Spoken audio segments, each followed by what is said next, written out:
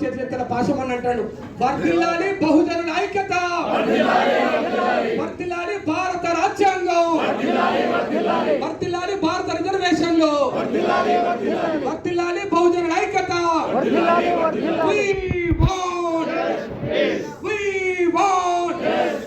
వర్ధిల్లాలి భారత రాజ్యాంగం.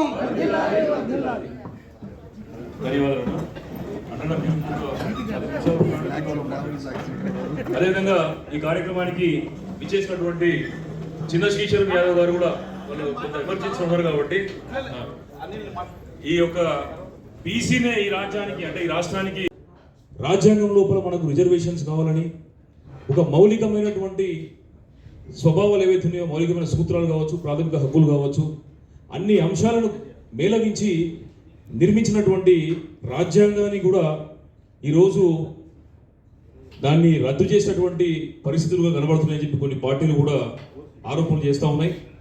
మరి నిజంగానే రాజ్యాంగాన్ని రద్దు చేస్తారా? రాజ్యాంగాన్ని రద్దు చేసేటటువంటి అవకాశం ఉన్నదా? మరి ఈ యొక్క ఆరోపణ లోపల నిజమెంత? మరి రాజ్యాంగం మనం రచించుకున్న తర్వాత 77 సంవత్సరాల నుంచి మనం సాధించుకున్నటువంటి ప్రగతి ఏంటిది? రాజ్యాంగం ఏ వర్గాలకు ఉపయోగపడాల్సి ఉండే, ఏ వర్గాలకు ఉపయోగపడుతుంది? మరి రాజ్యాంగం నిజంగానే మన ఆకాంక్ష నెరవేర్చిందా? ఈరోజు అనేక సందేహాలు, సమస్యలు కూడా మన ముందున్నాయి. మరి ఈ యొక్క సందేహాలను నివృత్తి చేసుకోవడానికైనా లేకపోతే అనేక విషయాలు ఈరోజు సమాజానికి తెలియజెప్పాల్సినటువంటి బాధ్యత కూడా ఇక్కడికి వచ్చినటువంటి అనేక మంది ప్రముఖులకు కూడా ఉన్నట్టు మేము భావిస్తున్నాం.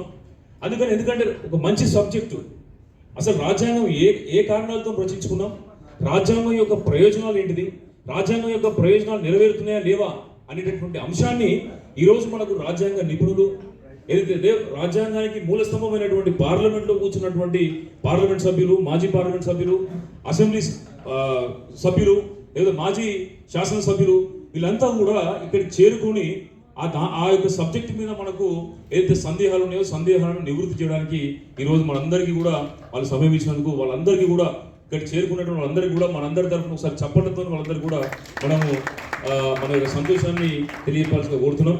అదే రకంగా వీరితో పాటు అనేక మంది మేధావులు, ఇంటలెక్చువల్ సెక్షన్, అంటే గడిచినటువంటి 40-50 సంవత్సరాల నుండి కూడా ఈ యొక్క సమాజంలో వారి సేవలు అందిస్తూ అనేక అంశాలని లేవనెత్తు వ్యాసాల ద్వారా కావచ్చు, ప్రసంగాల ద్వారా కావచ్చు, లేకపోతే ప్యాంప్లెట్లు అచ్చువేయడం కావచ్చు, సాహిత్యాన్ని రచించడం కావచ్చు, పుస్తకాలను రచించడం కావచ్చు, అదేవిధంగా ఎప్పుడు మనకు అన్యాయం జరిగినా కూడా దాన్ని ఎలుగెత్తి చాటినటువంటి అనేక మంది మహనీయులు కూడా ఈ యొక్క సమావేశానికి విచ్చేసి ఉన్నారు.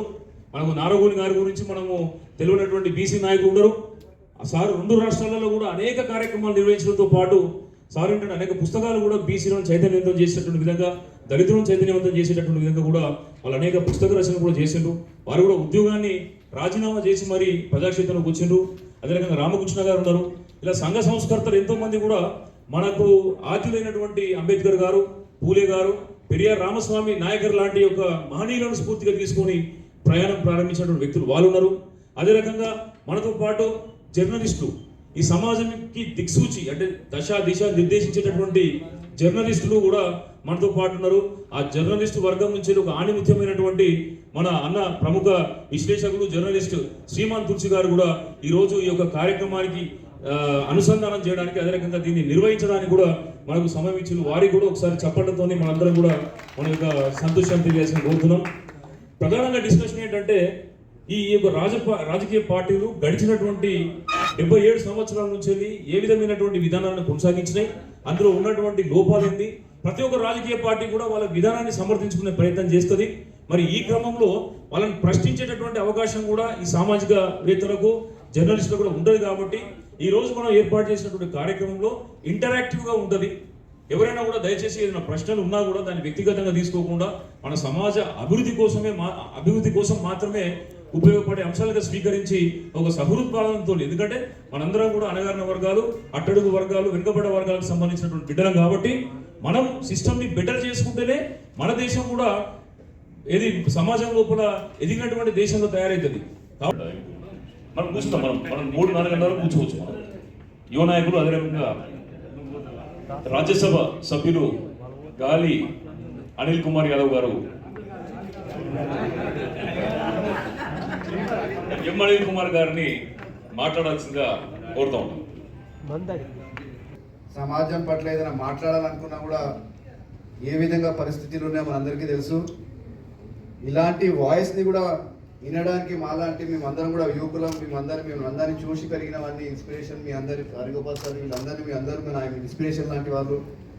మిమ్మల్ని వింటుంటే ఒక సమాజంలో జరుగుతున్న అన్యాయం కావచ్చు, సమాజంలో మనకు వాయిస్ ఏ విధంగా కాన్ఫిడెంట్గా పెట్టాలో ఈ వేదిక నుంచి కూడా నేను నేర్చుకుంటున్నాను.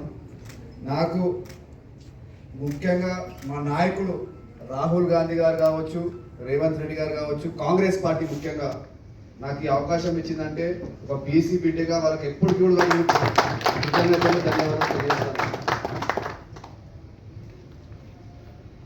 మనం ఒక ఆలోచన విధాన్ని చెప్పే విధం ఉంటుంది, చేసే విధం ఉంటుంది. చాలామంది ఇక్కడ ఏంటంటే మీ యొక్క యాంగ్జైటీని చూపెడుతున్నారు, కానీ చేసేటప్పుడు మాత్రం అందరం ఎందుకో మన రెస్పాన్సిబిలిటీని మర్చిపోతున్నాం. నేను వయసులో చిన్నవాడిని కావచ్చు, కానీ 25 సంవత్సరాల నుంచి నేను ఆర్గనైజేషన్లో పనిచేస్తున్నాను. 25 సంవత్సరాల నుంచి కాంగ్రెస్ పార్టీలో అనేక హోదాలలో పనిచేసిన వాడిని, ఎన్ఐసిఓలో పనిచేసినాను, యూత్ కాంగ్రెస్ రాష్ట్ర అధ్యక్షుడిగా పనిచేసినాను, యూత్ కాంగ్రెస్ రాష్ట్ర జనరల్ సెక్రటరీగా పనిచేసినాను, ఇప్పుడు ప్రస్తుతం జిల్లా అధ్యక్షుడిగా కూడా పనిచేస్తున్నాను.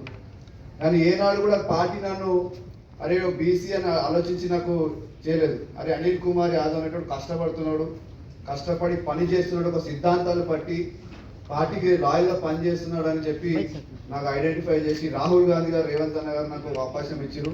కానీ ఈరోజు నేను గౌరవంగా చెప్పబోతున్నాను, ఒక బీసీ బిడ్డని, ఒక యాదవ్ కులంలో పుట్టినోని, ఒక పాత బస్తీలో పుట్టినోని, నా ఒక కష్టాన్ని రికగ్నైజ్ చేసి ఈరోజు పార్టీ నాకు ఈ అవకాశం ఇచ్చిందంటే అది కూడా మళ్ళీ మన బీసీలో అందరూ కూడా అదృష్టవంతులు. పెద్దలు చాలా మంది చాలా విషయాలు చెప్పారు, చరిత్ర గురించి చెప్పారు. సార్ చరిత్ర నేను పుట్టక ముందు చరిత్ర కూడా సార్ చెప్పడం జరిగింది. నెహ్రూ గారి సమయంలో కావచ్చు, ఇందిరాగాంధీ గారి సమయంలో కావచ్చు, అనేక ఇన్సిడెంట్స్ని కూడా వాళ్ళు కోట్ చేసి కూడా చెప్పడం జరిగింది. కానీ ఈరోజు జనరేషన్స్ మారిపోయినాయి సార్. మీరు కపిల్ దేవ్ గారు ఆడిన, సునీల్ గవాస్కర్ కపిల్ దేవ్ గారి సమయంలో మీరు హిస్టరీ చెప్తున్నారు. ఈరోజు విరాట్ కోహ్లీ జనరేషన్ నడుస్తుంది కనుక టెండూల్కర్ని కూడా ఈరోజు ఎవరు గుర్తు చేస్తలేరు. విరాట్ కోహ్లీ గురించి మాట్లాడుతున్నారు. సమయం మారింది కనుక మనం కూడా మన ఆలోచన విధానాన్ని మార్చుకుంటేనే మనం ఫ్యూచర్లో సమాజానికి కానీ మన బీసీ నాయకత్వానికి కూడా జస్టిస్ చేసిన వాళ్ళం అవుతామని కూడా ఈ వేదిక నుంచి తెలియజేస్తున్నాను. మనము ఏ విధంగానైతే మన ఒక ఆలోచన ఈరోజు మనం అందరం ఇక్కడ కూర్చోడానికి కారణం ఏంటిది ఒకసారి ఆలోచించాలి. Why are we sitting today? గత 10 సంవత్సరాల నుంచి ఏం చేసినాం? 10 సంవత్సరాలు కావచ్చు, 1 ఇయర్ కింద కావచ్చు, 2 ఇయర్స్ కింద కావచ్చు, ఈ ఆలోచన ఎందుకు రాలే మనకు? ఎందుకు ఈరోజే ఆలోచన వచ్చింది? పెద్దలు ఆనంద్ భాస్కర్ కూడా మాట్లాడారు, అందరూ కూడా మాట్లాడారు. This is the first time in the history after independence we are fighting a election to safeguard our constitution. Now we are not fighting election on a party manifestos. We are fighting election to save our constitution. That is the biggest battle going out there. దానికి మనం ఏ విధంగా, ఎందుకంటే already 2 phase, 3వ phase election జరుగుతుంది. ఈ రోజు మనం మాట్లాడుతున్నాం, పోలింగ్ జరుగుతుంది, ఇంకా పోలింగ్ ఈజ్ ఆన్ ప్రాసెస్. మనం చాలా లేట్ అయిపోయినాం, మనం చాలా లేట్గా ఆలోచిస్తున్నాం, మనం చాలా లేట్గా రియాక్ట్ అవుతున్నాం. Why could we not do this 1 year కింద ఎందుకు చేయలేదు? 1 ఇయర్ కింద ఎందుకు జరగలేదని పెద్దవాళ్ళని అందరు, నాకు ఇప్పుడు ఎంత ఫ్రీగా ఎందుకు మాట్లాడుతున్నా అంటే పెద్దవాళ్ళని ప్రశ్నించే హక్కు నాకు కూడా ఉంది. కుల పెద్దలు మీరే, బీసీ పెద్దలు మీరే, నేను కేవలం ఒక చిన్న ఇప్పుడే పుట్టిన వాడిని. మీరు ఎందుకు ఆలోచన రాలేదు మీకని ఈ వేదిక నుంచి మీరు అడగదలుచుకున్నాను. పార్టీలు ఉంటాయి, పార్టీల పాలసీస్ ఉంటాయి, పార్టీల ఐడియాలజీ ఉంటాయి, కానీ మీరు కుల పెద్దగా, బీసీ పెద్దగా ఎందుకు ఈ ఆలోచన తీసుకోవాలని కూడా ఈ సందర్భంగా మీ అందరిని అడగదలుచుకున్నాను. నాకు పార్టీ అవకాశం ఇచ్చింది, అందరు అవకాశం ఇచ్చారు, అందరు పెద్దలు అందరు ఆశీర్వాదంతో ఈరోజు ఇడుకున్నా. ఒక చిన్న వయసులో రాజ్యసభకు పంపించారంటే మీ అందరికీ తెలుసు అలా ఏ విధంగా పరిస్థితులు ఉన్నాయి. నా వంతు కృషి రేపు సెషన్స్ స్టార్ట్ అయిన ప్రతి ఒక్క సెషన్లో కూడా, మొదటి సెషన్లో కూడా నాకు పార్టీ అవకాశం కల్పిస్తే మొట్టమొదటిసారిగా వాయిస్ పెట్టే బాధ్యత నాది. బీసీ వాయిస్ పెడతాను కూడా ఈ సందర్భంగా. మీకు సమయం ఉన్నప్పుడు కూడా పెద్దలందరూ ఉన్నారు, నన్ను పిలిపించుకోండి, మీకు అందుబాటులో ఉంటా. మీ యొక్క వాయిస్గా, మీ యొక్క రిప్రజెంటేటివ్గా మన జాతి, మన బీసీ జాతికి అండగా నిలబడతాను కూడా ఈ సందర్భంగా మీ అందరికీ కూడా తెలియజేస్తున్నాను. ఇది కేవలం ఒక ప్రారంభం మాత్రమే. లేట్ అయిపోయింది సార్, మళ్ళీ చెప్తున్నా, లేటుగా వచ్చినాం.